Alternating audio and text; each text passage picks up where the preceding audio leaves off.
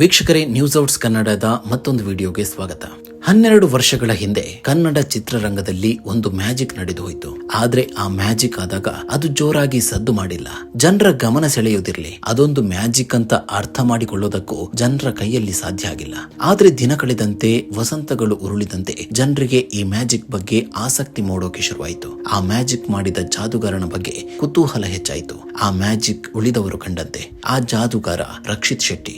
2014 March 28ರಂದು ಉಳಿದವರು ಕಂಡಂತೆ release ಆಗಿ 12 ವರ್ಷ ಕಳೆದೋಯ್ತು. ಆದ್ರೆ ಆ ಟೈಮ್ಗೆ ಸಿನಿಮಾ ಬಾಕ್ಸ್ ಆಫೀಸ್ ನಲ್ಲಿ ಮುಗ್ಗರಿಸಿತು, ಕಲೆಕ್ಷನ್ ನಲ್ಲಿ ಸೋತೋಯ್ತು. ಆದ್ರೆ ಅದು ಸಿನಿಮಾದ ಸೋಲಾಗಿರ್ಲಿಲ್ಲ, ಸಿನಿಮಾನ ಅರ್ಥ ಮಾಡಿಕೊಳ್ಳೋದ್ರಲ್ಲಿ ವೀಕ್ಷಕ ಸೋತಿದ್ದ. ಇದಕ್ಕೆ ಸಾಕ್ಷಿಯೇ ಇಷ್ಟು ವರ್ಷಗಳ ಬಳಿಕವೂ ಉಳಿದವರು ಕಂಡಂತೆ ಉಳಿಸಿಕೊಂಡಿರುವ ಕ್ರೇಜ್, ಗಳಿಸಿರುವ ಕಲ್ಟ್ ಸಿನಿಮಾ ಎಂಬ ಖ್ಯಾತಿ. ವೀಕ್ಷಕರೇ, ಒಂದು ಸಿನಿಮಾನ ಕಲ್ಟ್ ಸಿನಿಮಾ ಅಂತ ಯಾಕೆ ಕರೀತಾರೆ ಗೊತ್ತಾ? ರಿಲೀಸ್ ಆದಾಗ ಸದ್ದೆ ಮಾಡದ ಸಿನಿಮಾದ ವ್ಯಾಲ್ಯೂ ಟೈಮ್ ಹೋಗ್ತಾ ಹೋಗ್ತಾ ಜಾಸ್ತಿ ಆಗುತ್ತೆ. ಇದೇ ರೀತಿ ಉಳಿದವರು ಕಂಡಂತೆಯನ್ನ ಕನ್ನಡದ ಸಾಲಿಡ್ ಕಲ್ಟ್ ಮೂವಿ ಅಂತ ಹೆಸರಿಸಲಾಗುತ್ತೆ. ಕಲ್ಟ್ ಸಿನಿಮಾ ಅಂದ್ರೆ ಫಸ್ಟ್ ರಿಲೀಸ್ ಆದಾಗ್ಲೇ ದೊಡ್ಡ ಹಿಟ್ ಆಗಿರೋದಿಲ್ಲ, ಆದ್ರೆ ಲೇಟರ್ ಒಂದಿಷ್ಟು ಸ್ಟ್ರಾಂಗ್ ಫ್ಯಾನ್ ಬೇಸ್ ಬಿಲ್ಡ್ ಮಾಡಿಕೊಂಡು ತನ್ನದೇ ಇನ್ಫ್ಲೂಯೆನ್ಸ್ ಕ್ರಿಯೇಟ್ ಮಾಡೋ ಸಿನಿಮಾ. ಉಳಿದವರು ಕಂಡಂತೆ ಈ ಕ್ಯಾಟಗರಿಗೆ ಪರ್ಫೆಕ್ಟ್ ಎಕ್ಸಾಂಪಲ್.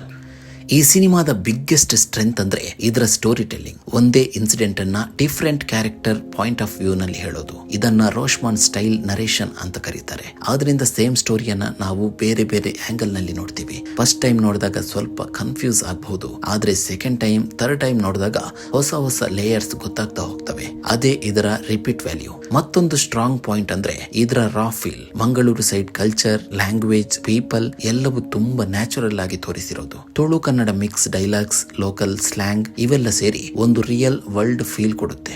ಸಾಮಾನ್ಯ ಕಮರ್ಷಿಯಲ್ ಸಿನಿಮಾಗಳಲ್ಲಿ ಸಿಗದ ಅಥೆಂಟಿಸಿಟಿ ಇಲ್ಲಿದೆ.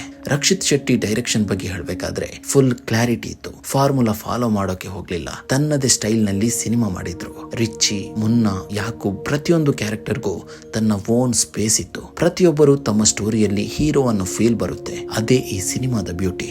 ಅಜನೀಶ್ ಲೋಕನಾಥ್ ಮ್ಯೂಸಿಕ್ ಕೂಡ ನೆಕ್ಸ್ಟ್ ಲೆವೆಲ್. ಬಿಜಿಎಂ ಸೀನ್ ಇನ್ನು ಎಲಿವೇಟ್ ಮಾಡುತ್ತೆ. ಕೆಲವು ಸೀನ್ ಅಲ್ಲಿ ಮ್ಯೂಸಿಕ್ ಎಮೋಷನ್ ಕ್ಯಾರಿ ಮಾಡ್ತಿರುತ್ತೆ. ಸಾಂಗ್ಸ್ ಕೂಡ ಲೇಟರ್. ರಿಲೀಸ್ ಆದಾಗ ದೊಡ್ಡ ಹಿಟ್ ಆಗಿಲ್ಲ ಈ ಸಿನಿಮಾ, ಆದ್ರೆ TV, OTT, word of mouth ಮೂಲಕ ಸ್ಲೋಲಿ ರೀಚ್ ಆಯ್ತು. ಸಿನಿಮಾ ಲವರ್ಸ್ ಇದನ್ನ ಡಿಸ್ಕವರ್ ಮಾಡಿ ಅಪ್ರಿಶಿಯೇಟ್ ಮಾಡ್ತಾ ಬಂದ್ರು. ಹೀಗೆ ನಿಧಾನವಾಗಿ ಒಂದು ಸ್ಟ್ರಾಂಗ್ ಫ್ಯಾನ್ ಬೇಸ್ ಬಿಲ್ಡ್ ಆಗಿ ಫೈನಲಿ ಕಲ್ಟ್ ಸ್ಟೇಟಸ್ ಬಂತು. ಒಟ್ಟಿನಲ್ಲಿ ಹೇಳ್ಬೇಕಂದ್ರೆ ಉಳಿದವರು ಕಂಡಂತೆ ಮಾಸ್ ಸಿನಿಮಾ ಅಲ್ಲ, ಇದು ಪ್ಯೂರ್ ಸಿನಿಮಾ ಲವರ್ಸ್ ಸಿನಿಮಾ.